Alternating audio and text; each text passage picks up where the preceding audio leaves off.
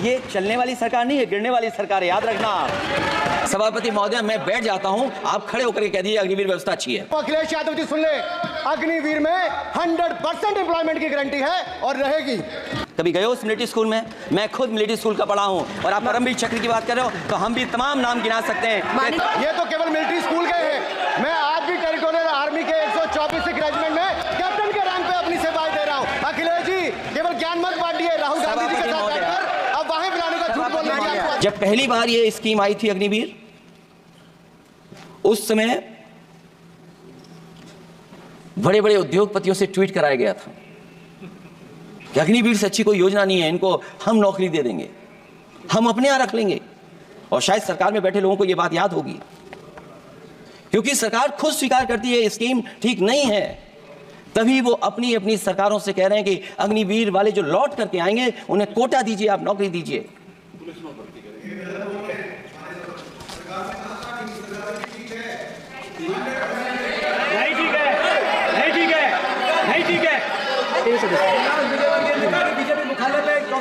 सभापति महोदय, मैं बैठ जाता हूं, आप खड़े होकर कह दीजिए अग्निवीर व्यवस्था अच्छी है।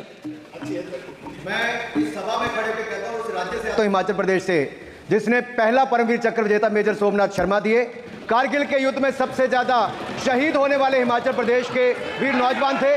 4 परमवीर चक्र विजेता हुए, उसमें से 2 कैप्टन विक्रम बत्रा और सूबेदार संजय कुमार हिमाचल प्रदेश से हुए। और मैं कहता हूं, जी हां, जो लंबे समय से मांग थी 1 रैंक 1 पेंशन की किसी सरकार ने पूरी नहीं की, वो नरेंद्र मोदी जी की सरकार ने यहां पर पूरी की है। और मैं एक बात और कहता हूं, अखिलेश यादव जी सुन ले, अग्निवीर में 100% एम्प्लॉयमेंट की गारंटी है और रहेगी। माननीय सदा साहब अपनी बात। सभापति महोदय, जो मैंने बहुत छोटा सवाल पूछा था, मैं दूसरी बात कहता हूं, अगर ये जो बात आप कह रहे हो, तो आपको जरूरत क्यों पड़ रही कि आपको उत्तर प्रदेश में और प्रदेशों में कोटा देना पड़ रहा है 10%? सभापति महोदय, सभापति महोदय, सभापति महोदय, सभापति महोदय, जहां तक परमवीर, रुक जाइए,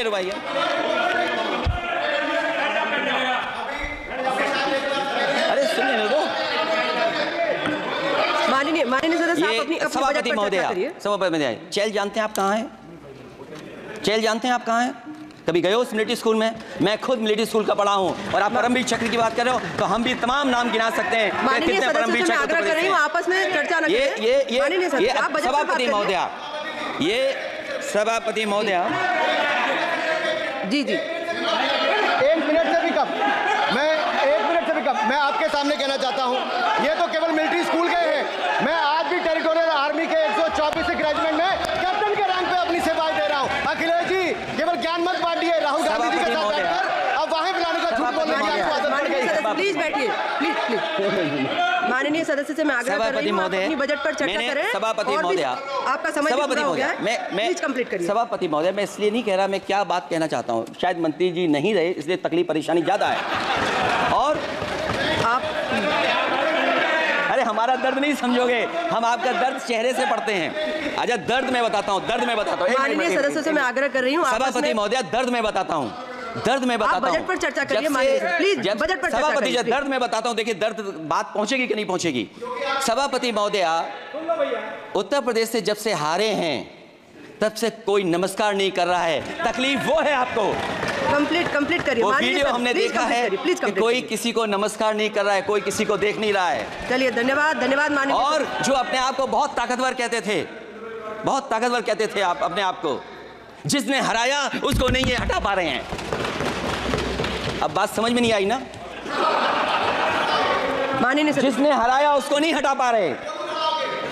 और अगर सभापति महोदय, अग्निवीर व्यवस्था समाजवादी लोग स्वीकार ही नहीं कर सकते। आप बजट पर पूरा अपनी बात रखिए। सभापति महोदय, अग्निवीर स्वीकार नहीं कर सकते। जब भी हम सत्ता में आएंगे, साल 2 साल, ये चलने वाली सरकार नहीं है, गिरने वाली सरकार है, याद रखना।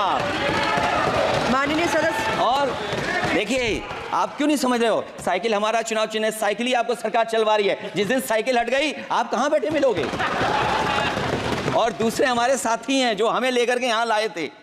माननीय हम यहाँ सदस्य से मैं छूट गए, आग्रह कर वो रही चले हूँ, गए वहाँ। कंप्लीट करिए। सभापति महोदय, मैं एक दो तीन बातें कहता हूँ यूपी को लेकर के मैं मांग करता हूँ। कंप्लीट करिए आप। सभापति महोदय, चंबल एक्सप्रेसवे बनना चाहिए, क्योंकि देश का सबसे बड़ा एक्सप्रेसवे जो 1 लाख करोड़ का बना है वो दिल्ली मुंबई से है, और यूपी को क्यों नहीं जोड़ रहे हैं आप?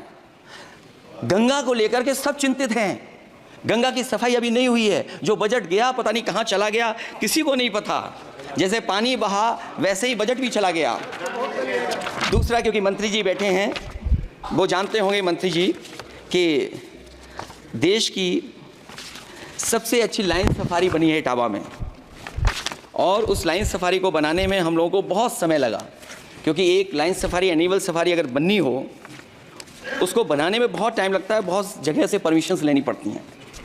हम लोगों को परमिशंस नहीं मिली, और क्योंकि वो प्रोजेक्ट अच्छा है, एशियाटिक लाइन्स की ब्रीडिंग शुरू हो गई वहाँ पर। ये सरकार इसलिए नहीं शुरू करना चाहती है क्योंकि वो समाजवादियों ने बनाई है। पहली बार देश में एशियाटिक लाइन्स पैदा हो रहे हैं। नहीं, वहाँ पर इटावा में पहली बार हो रहे हैं, और वो इसलिए नहीं शुरू कर रहे हैं। और वो शेर मैं बता दूंगा आपको, शेर आया था कि कोई और आया था, वो कहानी मैं नहीं पढ़ूंगा यहाँ पर,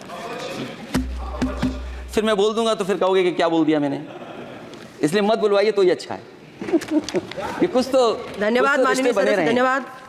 कुछ मत बुलवाइए मुझसे। सभापति महोदय, मैं ये कहना चाहता हूँ कि लाइन सफारी, एनिमल सफारी उस क्षेत्र की, यूपी की प्राइड है वो, कि पहली बार ब्रीडिंग सेंटर एशियाटिक वहाँ पर बन गया है। दिल्ली की सरकार और यूपी की सरकार मिल करके उसको शुरू नहीं होने दे रही है। मुझे उम्मीद है कि उसको शुरू करवा देंगे आप। और आखिरी में मैं कहता हूँ, चलते चलते आप 2 लाइनें कहता हूँ। बुनियाद को नकार कर जो इमारतें उठाएंगे, हम भी देखते हैं वो किस मंजिल तक जाएंगे। धन्यवाद। बहुत बहुत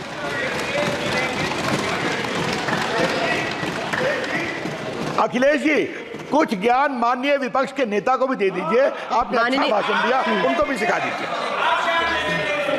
हालांकि अयोध्या को मैंने कहा हम काम नहीं रोक रहे हैं, लेकिन सभापति महोदय मैं कहना चाहता हूं, इन लोगों का कौन टाउन प्लानर है, कौन आर्किटेक्ट है, मैं नहीं जानता हूं, लेकिन जब सरकार से चले जाएंगे तो विश्व की सबसे बढ़िया नगरी अगर कोई बन करके दिखाएंगे तो वो अयोध्या नगरी होगी।